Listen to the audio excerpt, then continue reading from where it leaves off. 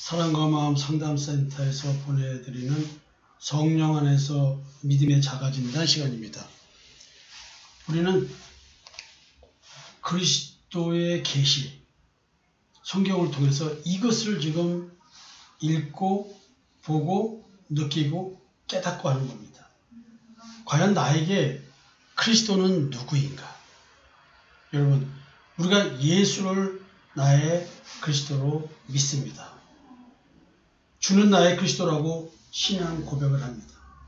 과연 이 고백이 진실한지 아닌지, 로마서를 통해서 바울이 깨달은 그리스도에 대한 이야기와 내가 21세기를 살아가면서 현존자로서의 나, 오늘 여기 존재하는 나로서 내게 역사하신 그 그리스도는 바울이 깨달은 그리스도와 내가 지금 깨닫는 그리스도와 지금 일치가 되는가, 이걸 통해서 내 믿음의 진실성을 한번 확인하고 점검해보자 하는 것입니다. 어제 로마서 2장까지 얘기했고요. 오늘은 로마서 3장 말씀을 좀 보도록 하겠습니다. 1절부터 4절을 먼저 보려고 합니다. 그런즉 유대인의 나음이 무엇이며 할례의 유익이 무엇이냐? 범사에 많으니 우선은 그들이 하나님의 말씀을 맡았음이니라. 어떤 자들이 믿지 아니하였으면 어찌하리요? 그 믿지 아님이 하나님의 미쁘심을 패할 수 있겠느냐? 그럴 수 없느니라. 사람 다 거짓되되 오직 하나님은 참되시다 할지어다.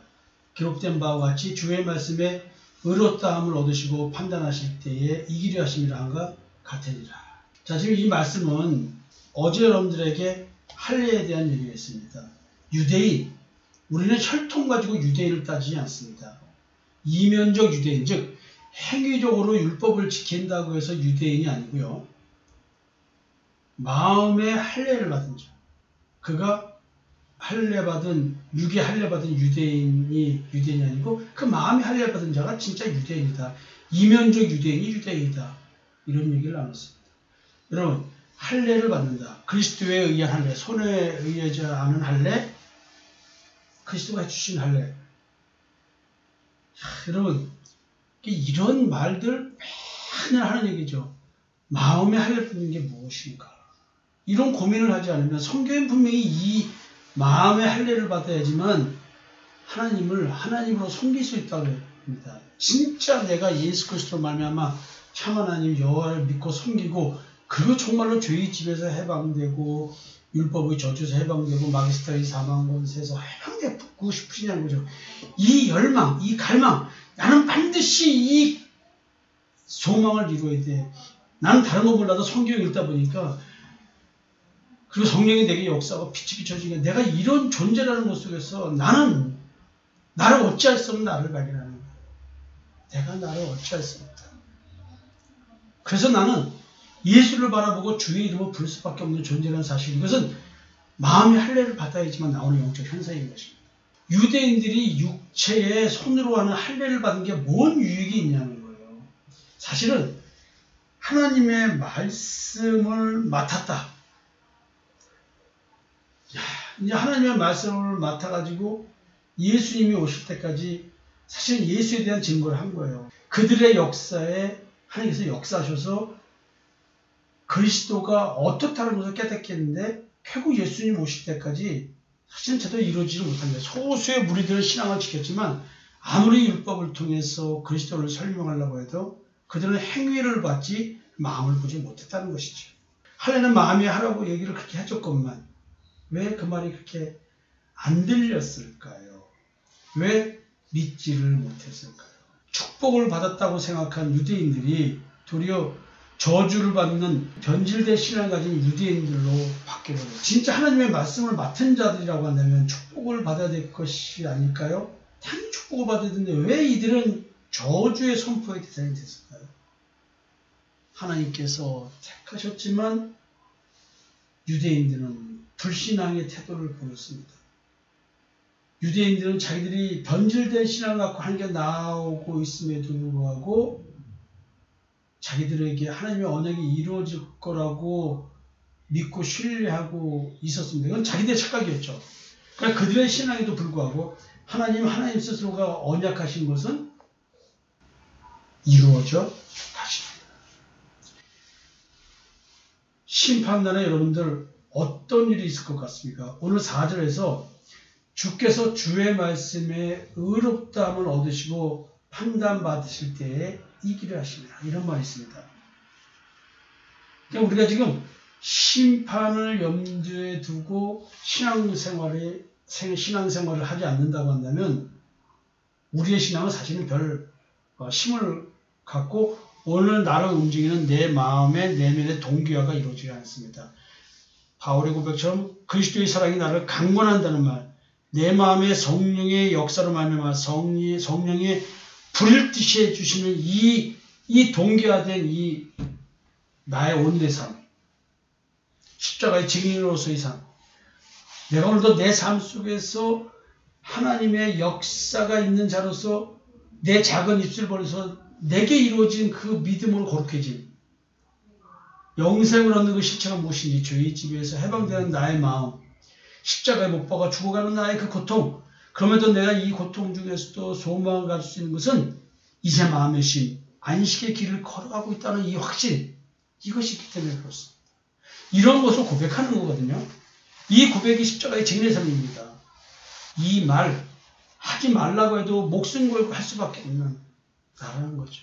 심판을 염두에 두고 신앙생활을 하지 않으면 사실 우리의 신앙은 의미가 없습니다. 왜냐하면 심판날을 전제해서 우리는 오늘 믿음이 생기는 거거든요. 예수 그리스도가 오신다는 것 자체가 심판입니다. 예수 그리스도가 오늘 내게 오셨으면 나는 심판 받았지만 나는 어느 그날 하나님께서 다시 예수를 재림하게 하셔서 주님 오셔서 세상을 심판하는 그날을 대비해서 오늘 주님 내게 나타나실 것을 기다리는 거거든요. 내 마음에 그리스도가 나타나셨습니까? 그리스도의 형상이 이루어졌습니까? 이게 없으면 내 마음에 그리스도의 형상이 없으면 심판되어 우리는 지옥 간다는 거죠.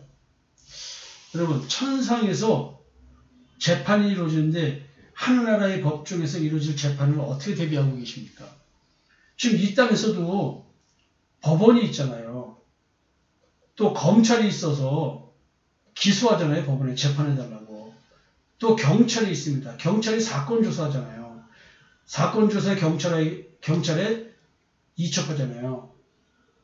검찰은 또 검사하고 검사들이 또 사건을 쭉 훑어봐가지고 법원에 재판을 올리죠. 이런 세상도 이러한데, 그럼 우리가 심판날에 하늘나라의 법정에서 재판을 받는다? 이야, 살아날 사람이 있을까요? 한 가지 잘못만 있어도 우리는 지옥 가는데. 따라서 세상에서도 변호사를 세웁니다. 우리도 변호사를 세웁니다. 우리의 변호사는 누굴까요? 그리스도입니다. 우리가 하늘나라에서 이루어질 재판을 대비하는 것은 뭘 갖고 대비하는 거냐면 하나님의 말씀, 예수 그리스도를 믿는 믿음, 그겁니다. 이 땅에서 내가 원죄의 징계를 받습니다. 대가는 치릅니다. 그것이 십자가의 대속의 은총이라는 말의 의미죠.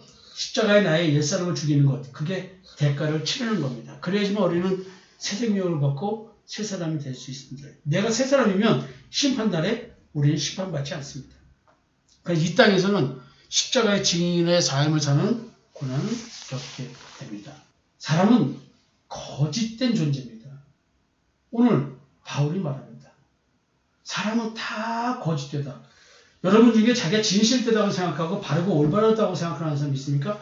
만약에 그런 사람이 있다고 한다면 그 사람은 하나님을 거짓말쟁이로 만드는 사람입니다. 아니, 여러분들이 하나님을 거짓말쟁이로 만들어 놓고 어떻게 하나님 앞에 제대로 쓰려고 합니까? 정신 나가기 전에야 이게 그럴 수 없는 것이죠. 하나님은 우리가 거짓된 존재한 사실을 반드시 증명해 보이십니다. 사람은 거짓된 존재에게 자신의 의를 주장하는 것 자체가 거짓입니다. 내가 만들어낸 나의 의, 이것 자체가 거짓입니다. 내가 진실한 사람이 돼야 내가 하는 의가 진실한 의가 되는 것입니다. 우리가 추구해야 될 의는 사실 믿음의 의잖아요. 하나님은 충분히 인간의 죄됨을 증명하십니다. 오늘 내게 하나님이 나를 선택하셨다면 이걸 증명시켜 주는 것입니다. 장모야, 너는 거짓된 존재야.